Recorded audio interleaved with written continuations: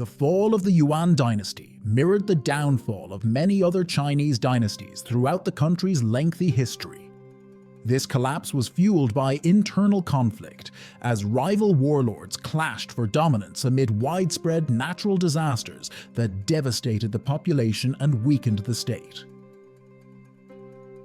Kublai Khan's Yuan Dynasty ultimately could not withstand these pressures, leading to its downfall. Similarly, the Ming Dynasty, which succeeded it, would face a comparable fate centuries later, though it endured for a substantial 276 years before succumbing to similar forces. The first emperor of the Ming Dynasty.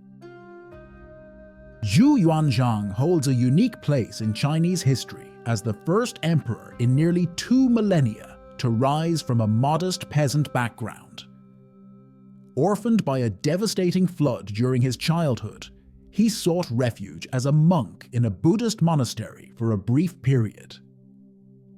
Demonstrating remarkable skill as a soldier and strategist, he eventually founded a new dynasty.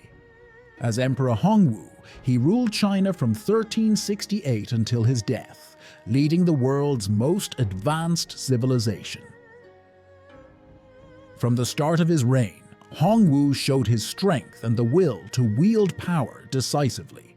He aimed to establish the Ming Dynasty as a force of stability and continuity, sharply contrasting it with the previous Yuan Dynasty, which he associated with disorder. At the beginning of his reign, China faced severe economic struggles, agricultural decline, and a weakened state infrastructure. Hongwu pledged to purge the country of Mongol influence, which he viewed as a disruptive legacy.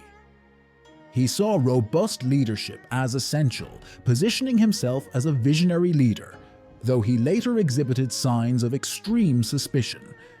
In 1380, he accused his chief advisor of sedition, leading to a brutal purge where some 30,000 individuals were executed.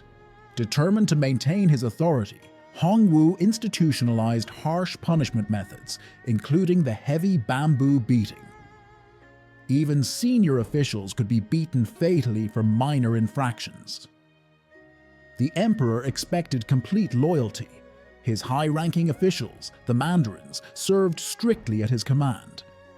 Known for his strict discipline, he once punished non-compliant workers at Taiping port by flogging them and cutting off their feet, sending them back as a stark warning to others.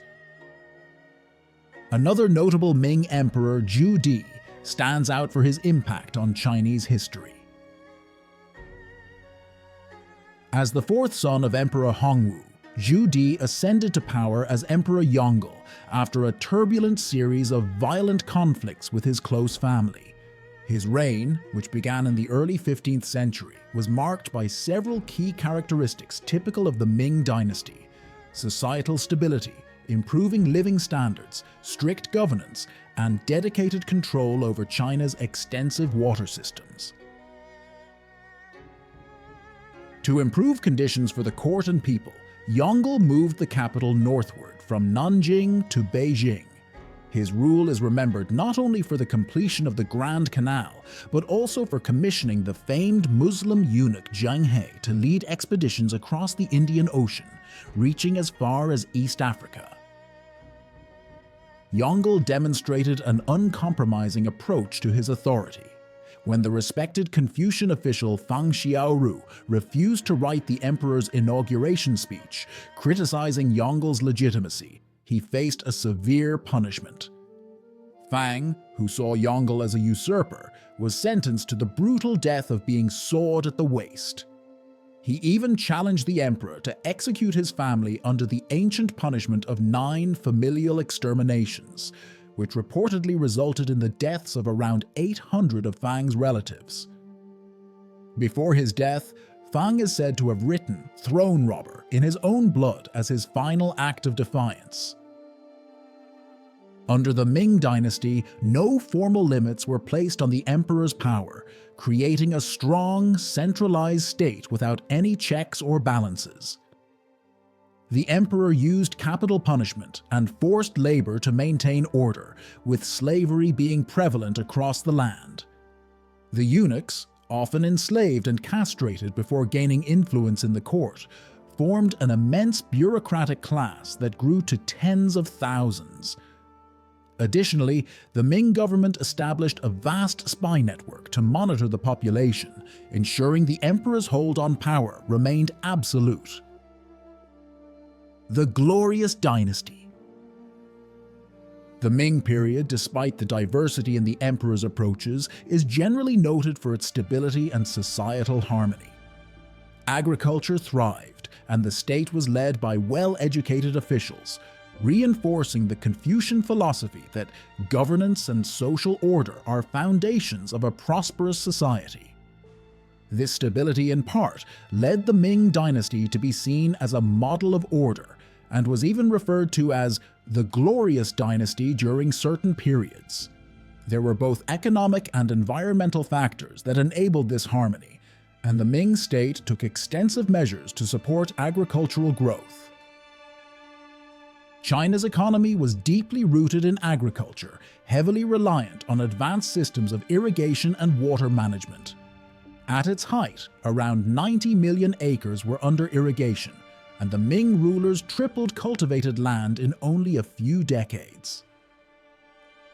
Massive public works focused on restoring and constructing dikes, canals, and reservoirs, enhancing both water access and security for farmers. Maintaining these projects wasn't optional, they were vital for sustaining life and agriculture along major plains, like those surrounding the Yellow River. This intensive water control called for a strong central government capable of organizing the ongoing maintenance and repairs needed. The Ming Dynasty's signature accomplishment in water management was the Grand Canal.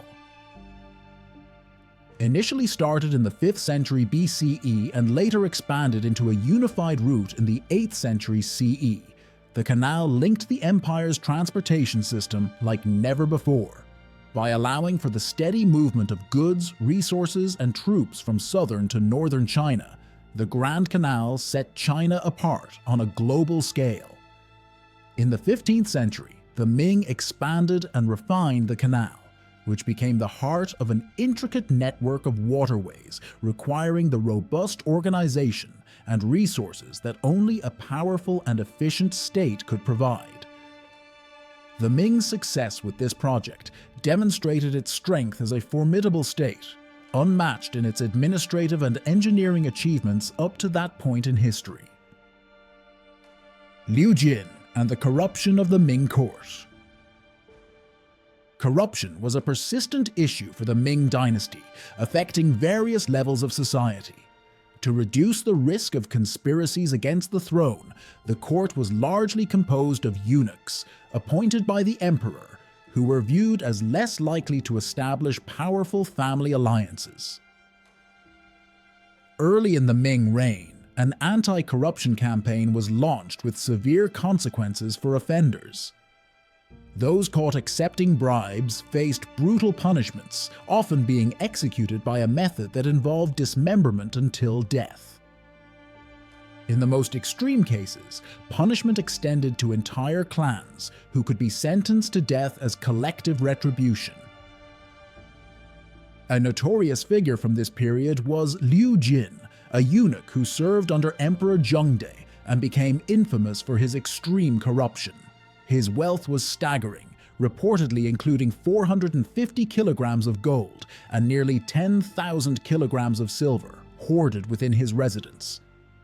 Eventually, Emperor Zheng He ordered Liu's execution by the infamous 1,000 cuts punishment. Over 3 days, it was reported that Liu was stabbed more than 3,300 times, ultimately succumbing after hundreds of pieces were cut from his body. Legend holds that spectators fried portions of his flesh, consuming it with rice wine while cursing his name, a grim testament to public outrage over his corruption. The Ming Dynasty's downfall. Like all Chinese dynasties, the Ming depended on the mandate of heaven, a divine endorsement that granted the emperor authority but came with the risk of being revoked. This mandate underscored that the emperor's power relied on harmony with nature, especially the consistent flow of China's major rivers. However, during the 16th and 17th centuries, a series of catastrophic floods and droughts disrupted this harmony, straining the economy and eroding confidence in the emperor's leadership. Despite advanced technologies, the Ming could not control these environmental challenges. For instance, the Grand Canal, central to the transport of food supplies, had to close in 1571 and 1572 due to flooding, forcing the risky option of coastal transport. Natural disasters historically signaled a loss of the mandate of heaven, sparking uprisings. As rebellion spread, external threats intensified. In the final days of the Ming, the Grand Canal shut once more, symbolizing the dynasty's impending fall. Northern forces advanced, bypassing the Great Wall. Roughly 3 centuries after their victory over the Mongol-led Yuan, the last Ming emperor took his own life outside the Forbidden City as the Manchu conquerors approached Beijing, marking the dynasty's end.